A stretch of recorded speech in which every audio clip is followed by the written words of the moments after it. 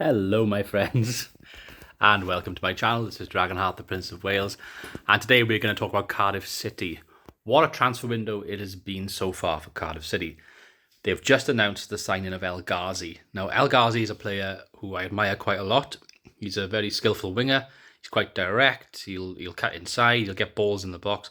He's exactly what Cardiff City need. A former Premier League player, a player that's played for the Netherlands national team, a player that's played for Ajax when he was younger. He is, like I said, exactly what Cardiff need. And Erol Bulut seems to be doing something fantastic with Cardiff. What a transformation it has been in the last 2 months. 2 months ago, there was this big dispute over him not getting a new contract, and people were worried and want to know what the ambition was of the board. Eventually, they agreed to a new contract, and everyone was happy. And everyone kept saying, back him, back your manager. You've given him the contract, now back him. And it appears so far that they are. Ghazi, like I said, he is a player that I think will be fantastic for Cardiff. He can play anywhere across the front line, but mainly as a winger. They've then signed Wilfred Kanga, who played for Hertha Berlin. I believe they have him on loan for the season. I think there's like a loan fee of like £500,000 as well. And again, he's a player that can get double figures. Cardiff haven't had a player like that since Kiefer Moore. And then before Kiefer Moore, I think the player was then Peter Whittingham, who obviously was a central midfielder. And then you're looking at sort of like the Michael Chopra and Jay Bothroyd kind of days for a player of that kind of ilk. So if they can get him on, firing on all cylinders, get him good service into the box, he could be a 20-goal season striker. Who knows? At the very least, if he can get to double figures and get 10 or 12 goals, something like that, that would be a big improvement over last season. Because last season, that's where Cardiff struggled big time. They were well organised at times, and they had a lot of good sort of draws and 1-0 wins, that sort of thing. But they weren't firing on all cylinders. And no disrespect to players like Keon Atete, but I don't really think they're the answer.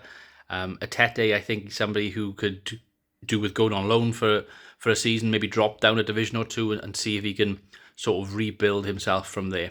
But certainly with Wilfred Kanga, he looks like a great player.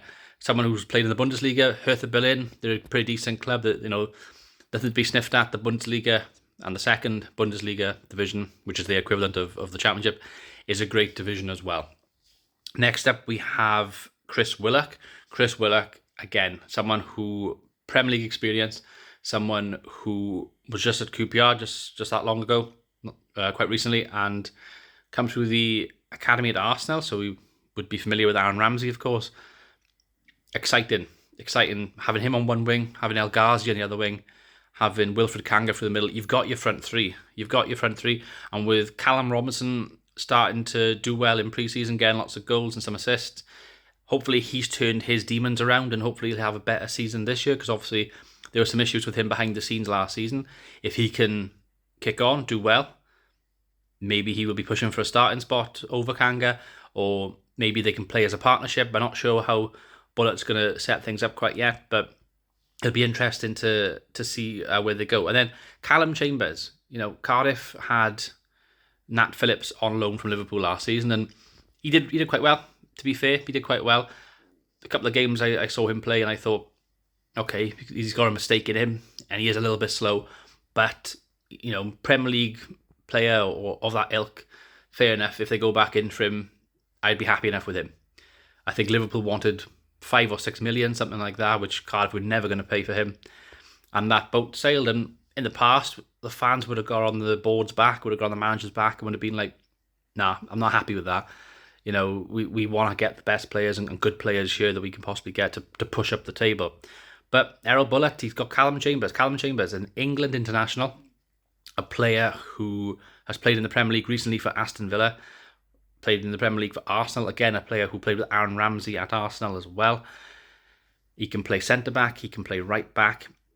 Gives us options at the back. He gives us options, which is what we need. And all of a sudden, you start to look at this Cardiff team.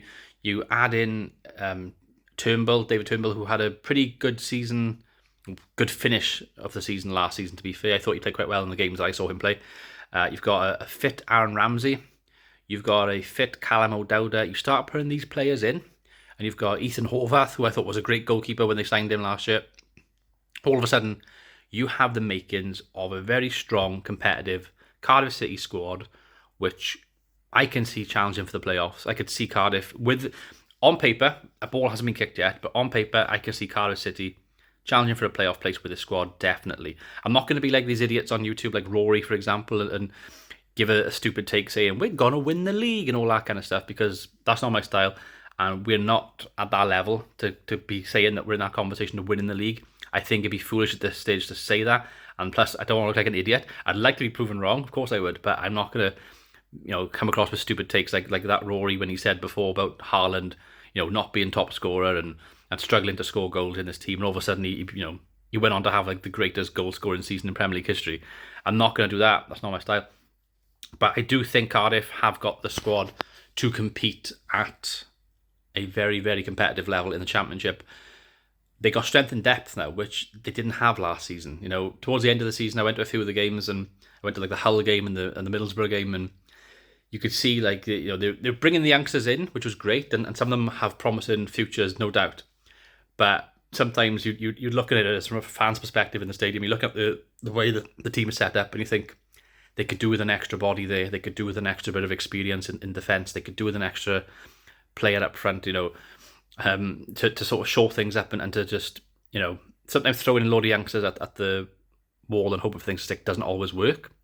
There's obviously, of course, exceptions to the rules, but the team that he's building now, I can sort of see them getting out of issues with some of the players they brought in. Strength and depth is a key thing in the Championship. It's a long season. It's 46 games. It's Wednesday, Saturday, Tuesday, Saturday. It's that sort of thing over and over.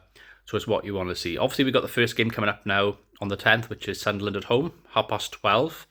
I'm gutted because I'm working, so I'm going to miss that game, but I will get the highlights later on, of course. And we'll see what happens. But if you're a Cardiff City fan, let me know in the comment section below. What do you think of the Cardiff City signing so far this transfer window? I'll be intrigued to find out what you think. And to finish the video, I will leave you with this little guy by here, who's having his afternoon nap and is enjoying himself. And yeah, I've been Dragonheart, the Prince of Wales. Until next time, goodbye.